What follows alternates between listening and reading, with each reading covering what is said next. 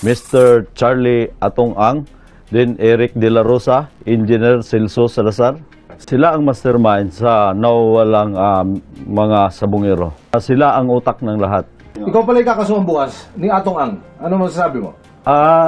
Parang kinasuhan niya na rin yung sarili niya dahil ako kakasuhan niya, siya naman nag-uutos ng lahat.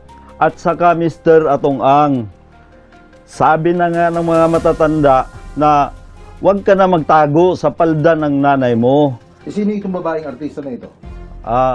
Yung artista na yan, walang iba kundi si Miss GRETCHEN Barretto. Ikot siya and extorting money from those who he says or he threatens to name. He will use the money to keep quiet. He already has fake passports. He already has fake visas, and they will escape. We have evidence. We will show in due course, in the case that we are going to file, the exchange of evidence, the exchange of text to attest, to affirm the extortions. This state witness, this legitimate state witness, will point to this Totoy as the real perpetrator.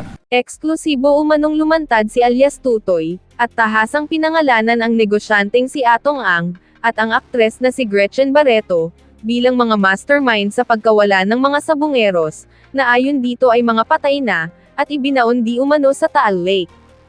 Si Alyas Totoy ay walang iba, kundi si Julie Aguilar Patidongan, Tubong Surigao del Sur. Inilantad ni Alyas Totoy na inalok siya ng 300 million pesos, ng kampo ni Atong, kapalit ng pagbawi sa kanyang mga pahayag sa kaso ng mga missing sabungero.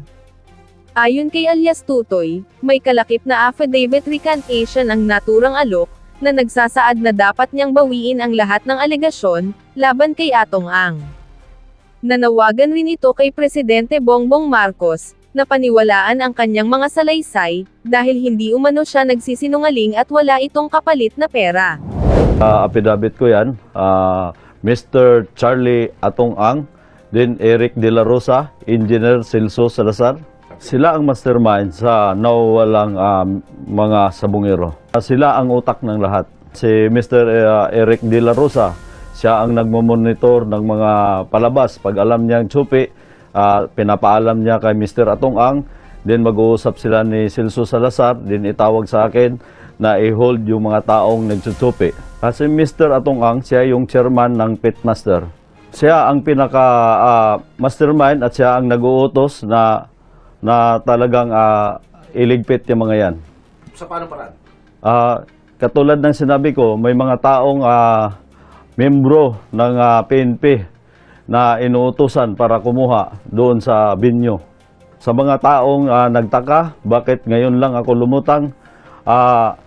Ngayon, lumutang ako dahil alam ko ang pinagkatiwalaan kong tao na ang ating PNP chief na si General Torre.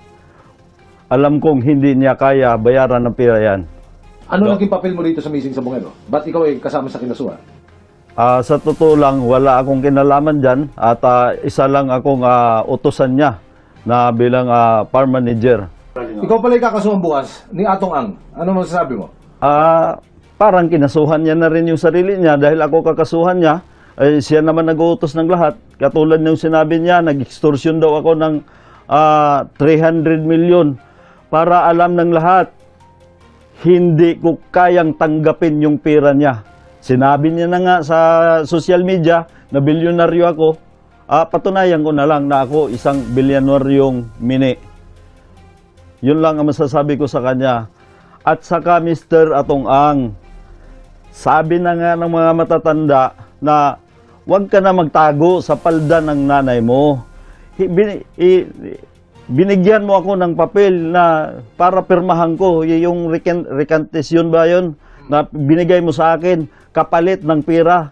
Sabi ko, hindi ko kayang tanggapin yan dahil buhay ko at buhay ng pamilya ang nakataya dito. At ng mga pamilya ng mga nawawalan sabungero. Sino itong babaeng artista na ito? Yung artista na yan, walang iba kundi si Miss GRETCHEN Barretto. 100% na may kinalaman siya at gawa na lagi sila magkasama ni Mr. Atong.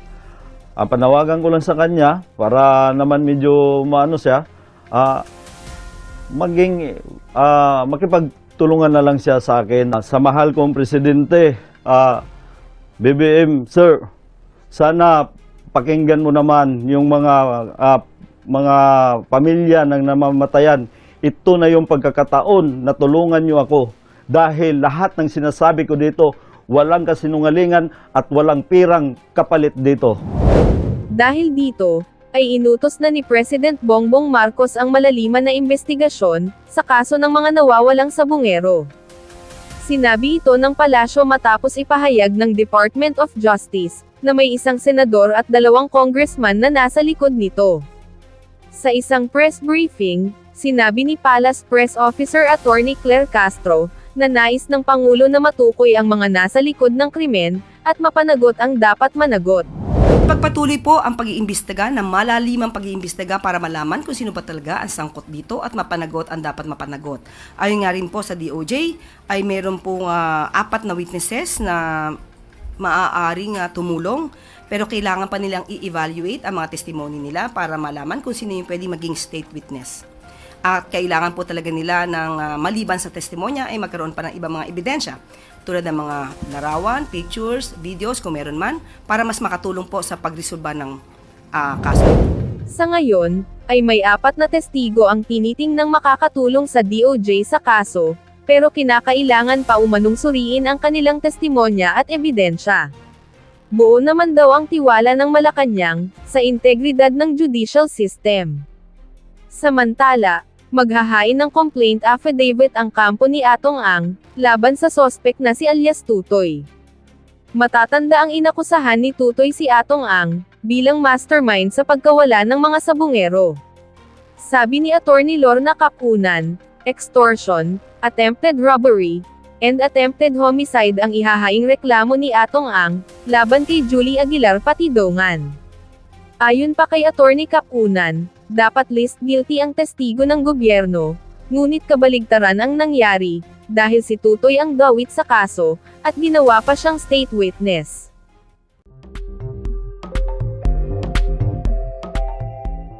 We do understand that Atong will be filing a libel case against the whistleblower tomorrow. Well, not a libel case, no. He will file a case of grave coercion, of slander, and 2 other things, no. Extortion? Attorney, is extortion one of them? Extortion is one of them and we have evidence. But let me just put this in context, no, because this Sabungero issue has been a cold case for the last 4 or 5 years, and charged here were those because to understand it, there are 3 levels of operations, no. There's the level of those who really deal with the Sabungeros, no, online, no, and then there's a second tier, those who manage the properties, and the level of Atong is in the level of the board of directors, and he has a legitimate board of directors, and among the members of the boards are reputable businessmen. Of course, you mentioned one celebrity is known here, no, Gretchen, and then even the Gretchen chairperson. Sorry, may Gretchen ho dito. Barretto. Attorney. Barretto, right? Have to Hi, specify which Gretchen. Well, anyway, Gretchen, the actress, no? Barretto. Barretto, yes. And like chairman of the Philippine Charity Sweepstakes, so they are reputable businessmen. One of the things being mentioned was by this whistleblower. Incidentally, just to give you a profile of who this whistleblower is. This whistleblower has several charges pending against him. The first, one of them is he was a security guard for a security company and was charged with sexual harassment. And so the security company got rid of him. And then several other incidents, he was charged with murder, etc. And this will be laid out tomorrow when we file the complaint. And he has been able to get away with it, including robbery. How would And so, yes. yes? How do you And think he gets away with it, attorney? Do you think may padrino siya? May someone big supporting him, or he's just maabilidad? I don't want to surmise, no, because well, he's maabilidad because because apparently upon diligent search, he had maintained this whistleblower Don Don, apart from being hired a security person and in charge of the admin at that level, no, at the lowest level.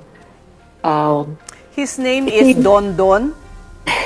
His name is Julie Patidongan or Julie. Don Don. Yes, we're also going to charge against someone else. His name is Alan Bantiles or Brown. Both of them have acted in conspiracy. Don Don is now charged at in a Manila court for this pending case, no, where he wants to be a whistleblower. But by definition of a whistleblower, whistleblower should be the least guilty. And it would appear from what we have unearthed, upon diligent discovery, that he is the most guilty.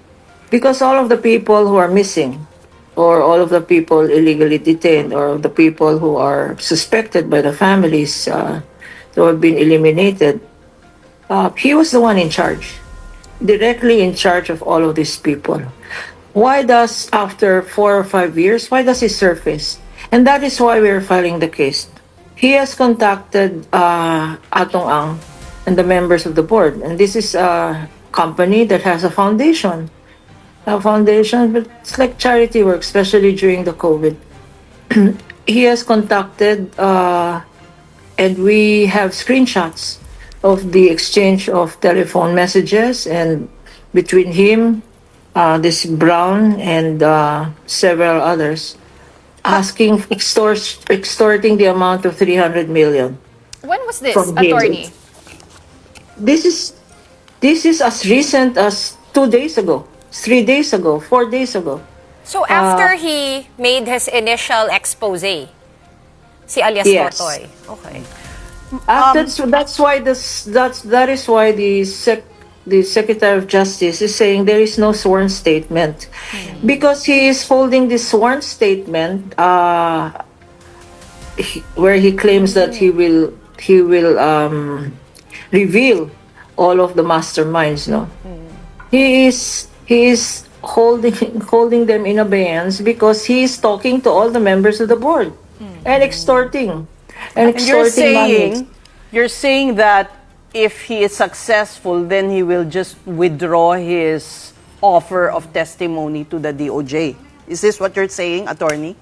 Yes, he has said in no uncertain terms that he will use the money. Well, he will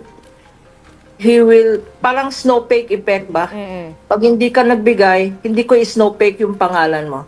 And he has approached not only Atong Ang but other reputable members of the Attorney, can you board. confirm that the amount he was asking for was 300 million pesos? It's 300 million pesos. Attorney, did Yes. your clients and meaning Atong Ang as well as his colleagues, yung other board members, nakita ba nila yung affidavit? Because syempre kung sisingilin sila ng 300 million, di naman nila alam ano yung hawak niya. So were they given a chance to see what's in his affidavit or his sworn statement? No, precisely, this is trial by publicity. And that is why, to put it in context, Atong Ang here, Sir Atong Ang, the members of that board, incidentally, they are no longer in online ever since it was declared. Soon as it was declared illegal by then President Duterte, they had ceased online gambling operations. All their activities in gaming are legitimate. They pay taxes, they hire employees, etc., etc. In other words, all above board. Do you represent Atong Ang only or the entire board? No, all the members of the individual members of the board have their own respective lawyers. So only Atong Ang. I only represent Atong Ang, but the collective decision of the board was to sue this person because he will use the money precisely. He has said, and this is recorded in the cell phone of Sir Atong Ang. This is recorded, and he has said he will use the money to disappear from the face of the earth, to escape. Can you I tell think us, Attorney? the other reason he has been able to get out of all the previous charges against him is he has been able, in cahoots with certain people in high places, been able to fake his passport and visas, and he's claiming that he already has a visa ready to flee to other countries. How did he So- reach out po to Atong? Was it a text message? Was it a phone call? Pinuntahan niya sa office? These are actual phone calls. Okay. But let's backtrack a bit, Attorney. You're saying this is a cold case. This happened 4 years ago.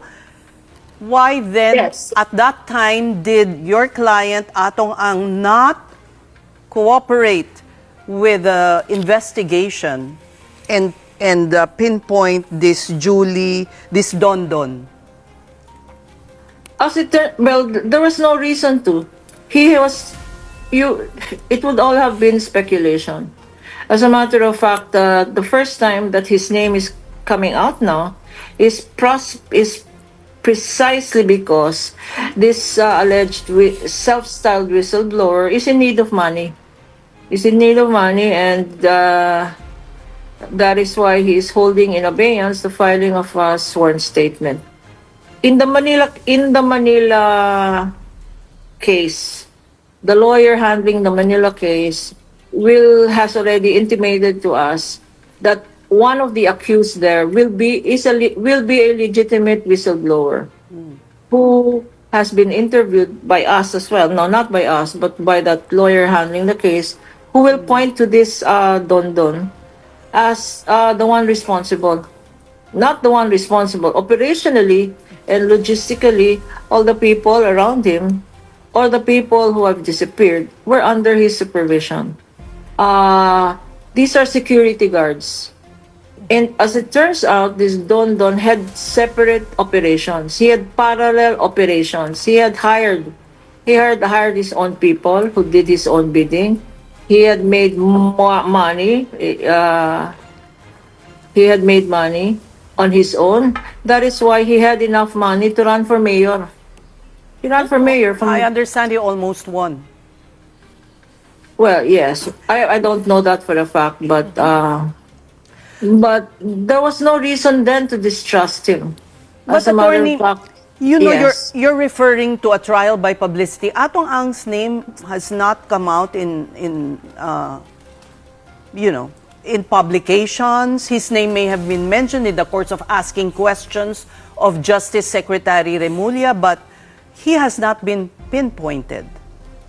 Precisely, that is why our advice to him is you have to come out. Because all of this is there is so much great reliance.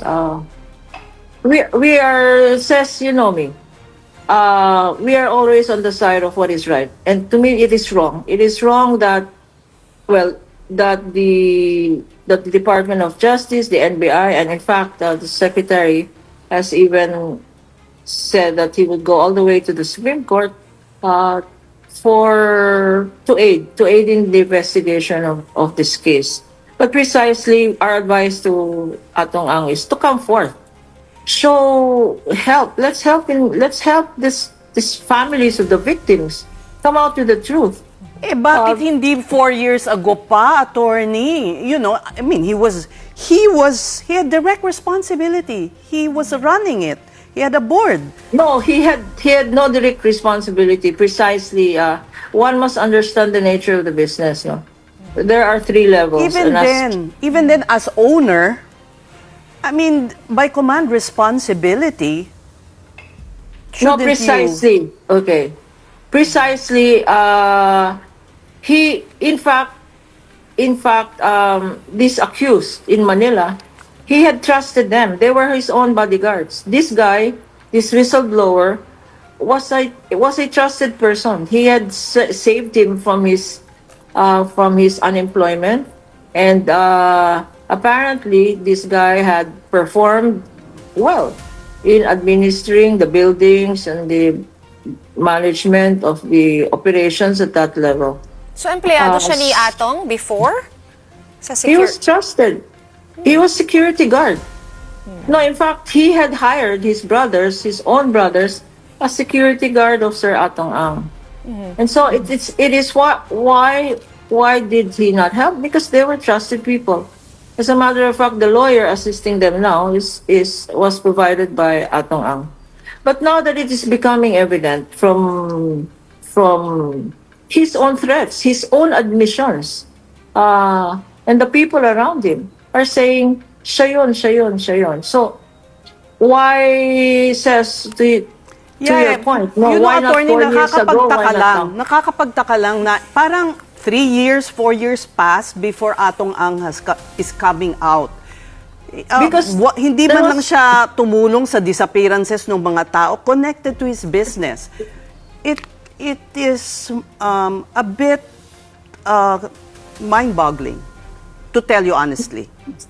Yes, well, it really is. Even to me, before I heard the whole story on this, how can people disappear from the face of the earth? The fact of the matter is, they just disappeared. And as it's turning out from the people now who are saying magsasalita na sila, no? His co-accused are saying in the case, are pointing to him. And now he is also, and now this whistleblower is admitting that all of these people were, and the people who have been seen at the material times, no, that of the disappearance were his people. As I said, he had a parallel group who was doing his own bidding, and these were not employees of the company. These were not employees of the board. This was his own parallel group who were doing his bidding. And it's coming out now. Why not 4 years ago? Because it was not evident 4 years ago. So you're saying, attorney, that Atong Ang had no knowledge that itong ang si Alyas Totoy is running a parallel group with their own rackets? Well, I don't know if he had. Yeah, well, yes. The short answer is yes. It's only becoming evident now because the co-accused, and I don't want to preempt the lawyer of the Manila case, but that will be presented in evidence when they will come out, when one of the co-accused, or 2 or 3 of the co-accused there, together with this alleged self-styled whistleblower, will come out with their own version of the case. Why did they not speak before? Because of threats. Because precisely, itong complaint affidavit will have also grave coercion. That his people are still around and binabantayan siya, that type of thing.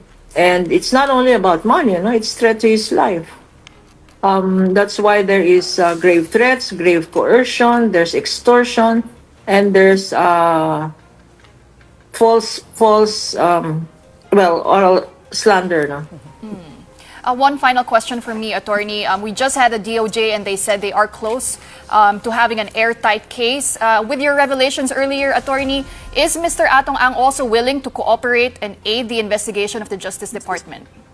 That precisely is the nature of our legal assistance. Reason we accepted Atong Ang is because he has said, and the whole board has said, that they will fully cooperate with the investigation. And this because is voluntary? I think yes, because the Department of Justice is being misled. Is being misled by a whistleblower who is spouting false accusations, who's spouting lies, and we have apparently recordings attesting to the fact that he is extorting, and he's saying that I will charge you all one by one if you don't give me money. And the other lawyers, the other members of the board who will be represented by their own separate lawyers, will be filing, as I think, no, will also file similar cases. Now, to your question of will Atong Ang on the board and cooperate, the answer is yes. He will cooperate.